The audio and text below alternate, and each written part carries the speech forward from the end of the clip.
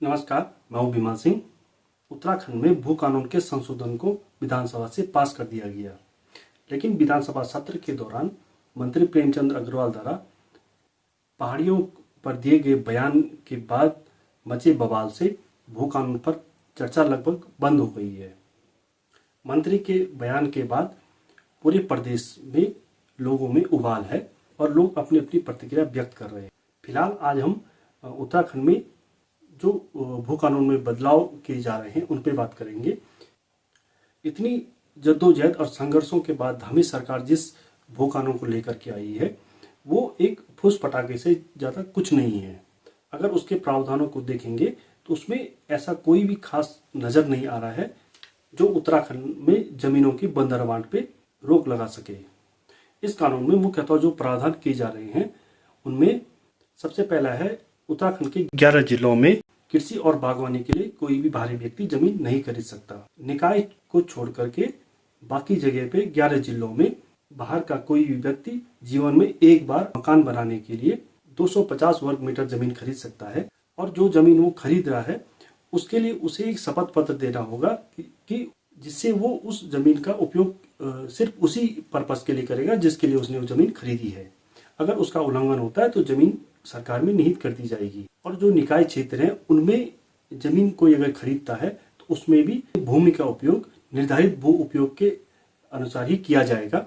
और औद्योगिक प्रयोजन के लिए अगर कोई जमीन खरीदता है तो उसके लिए नियम यथावत है जो पहले से बने हुए हैं। और होटल, लॉज, उद्योग, इन सब के लिए जो जमीन खरीदी जाएगी उसके लिए जिलाधिकारी के बजाय शासन से अनुमति लेनी पड़ेगी। यही इस कानून की मेन बातें हैं। यही वो कानून है जिसके लिए सरकार और उसके जो समर्थक हैं वो उन्होंने खूब हो हल्ला मचाया था कि अब उत्तराखंड में हिमाचल से सख्त भू कानून आने जा रहा है। इसमें कई सवाल उठते हैं। सबसे पहला सवाल, जो पहला प्रावधान है कि 11 जिलों में कृषि और बागवानी के लिए कोई जमीन नहीं खरीद सकता। अब सवाल ये है कि पहाड़ के लोग खुद ही खेती छोड़ रहे हैं। प्राकृतिक आपदा, जंगली जानवरों का भय, बारिश, सिंचाई का अभाव, कई तरह की समस्याएं पहाड़ में हैं जिसके चलते ज़्यादातर जगह पे लोगों ने खेती को छोड़ना शुरू कर दिया है। पहाड़ में कुछ जगहों को छोड़ करके खेती लाभ का सौदा नहीं मानी जाती है और अब लोग इससे विमुख होते जा रहे हैं। खासकर जो पारंपरिक खेती है उनसे तो लोग दूर होते जा रहे हैं। तो सीधा सीधा मतलब है कि पहाड़ में कोई भी व्यक्ति दूसरे जिले से, चाहे वो गुजरात है या महाराष्ट्र है या पंजाब है या उत्तर प्रदेश है, वहाँ से छोड़कर खेती करने के लिए पहाड़ में कोई क्यों आएगा। अगर उनको किसानी करनी है तो मैदान में जाएगा जहाँ उसके लिए ज़्यादा चीज़ें उसके पक्ष में होंगी। अब दूसरा है कि कोई भी व्यक्ति 11 जिलों में निकाय को छोड़ करके 250 वर्ग मीटर जमीन घर बनाने के लिए खरीद सकता है। इसका मतलब कोई भी व्यक्ति बाहर से आकर के पहाड़ में जमीन खरीद सकता है 250 वर्ग मीटर और अपना घर बना सकता है, यहाँ बस सकता है। तो सीधी सीधी बात है, जमीन मिल सकती है, ज़्यादा जमीन नहीं मिलेगी, थोड़ी सी जमीन मिलेगी 250 वर्ग मीटर। और इसका जो सबसे मेन है, निकाय क्षेत्रों में जमीन खरीदने पर कोई रोक नहीं है। उन जगहों पे कोई भी कितनी भी जमीन खरीद सकता है।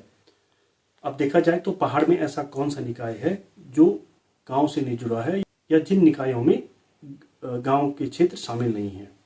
आप कहीं भी चले जाइए, चाहे पौड़ी है, श्रीनगर है, टिहरी है, कोटद्वार है, गोपेश्वर है, जोशीमठ है, हर जगह कहीं ना कहीं गांव के क्षेत्र जुड़े हैं और ज़्यादातर इन निकायों में गांव के क्षेत्र को बना करके ही एक नगर पालिका, नगर पंचायत, नगर निगम बनाए गए हैं। यहाँ तक कि बद्रीनाथ भी निकाय क्षेत्र में आता है, वहाँ भी नगर पंचायत है। हालांकि वहाँ चुनाव नहीं होते हैं, लेकिन बद्रीनाथ को नगर पंचायत का दर्जा दिया गया है। तो सीधी सीधी बात है, कोई व्यक्ति बद्रीनाथ में भी उसी नियम से जमीन खरीद सकता है जिस नियम से दूसरी निकाय में खरीद सकेगा। और हरिद्वार और उधम सिंह नगर को इन कानूनों से अलग रखा गया है। इनके लिए सिर्फ एक चीज़ की गई है कि यहाँ पे जो कृषि और बागवानी की जो जमीन है उसको अगर कोई खरीदता है तो उसके लिए डीएम के बजाय उनको शासन से अनुमति लेनी पड़ेगी।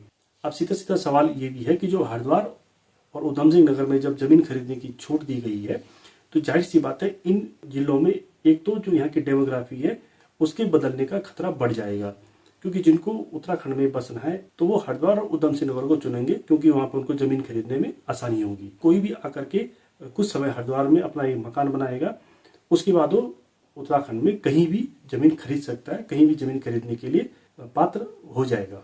अब अगर देखा जाए तो उत्तराखंड में जमीन खरीदने के लिए 3 तरह के नियम बन गए हैं। एक छोटा सा राज्य जिसमें मात्र 13 जिले हैं, उसमें जमीन खरीदने के लिए 3 तरह के नियम बने हैं। अगर 11 जिलों के ग्रामीण क्षेत्रों में जमीन खरीदनी है तो उसके लिए नियम अलग हैं। 11 जिलों के निकायों में जमीन खरीदनी है, उनके लिए नियम अलग हैं। और उधम सिंह नगर और हरिद्वार में अगर जमीन खरीदनी है, चाहे वो ग्रामीण है चाहे निकाय है, उनके लिए नियम अलग हैं। तो यही है वो भू कानून जिसको हिमाचल से सख्त बताया जा रहा था। अब हम हिमाचल के भू कानून को भी थोड़ा सा समझ लेते हैं।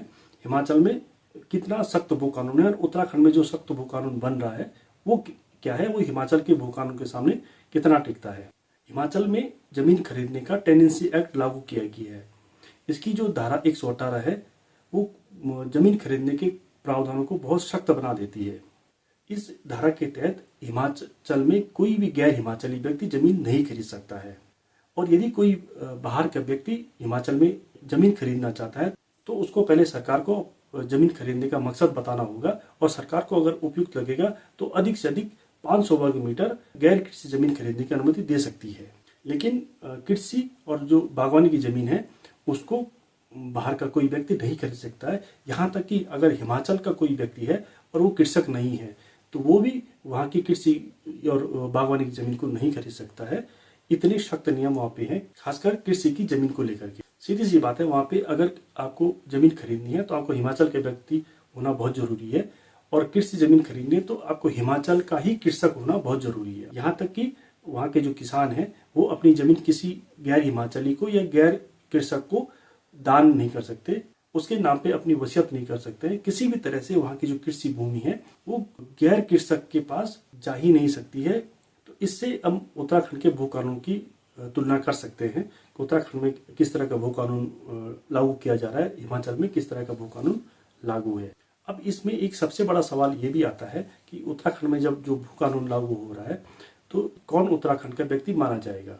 उत्तराखंड में मूल निवास और स्थायी निवास को लेकर मामला काफी उलझा हुआ है और पूरे उत्तराखंड में मूल निवास 1950 लागू करने की मांग की जा रही है। ऐसे में सवाल उठता है कि आखिर उत्तराखंड के किस व्यक्ति को भूमि खरीदने के लिए उपयुक्त माना जाएगा।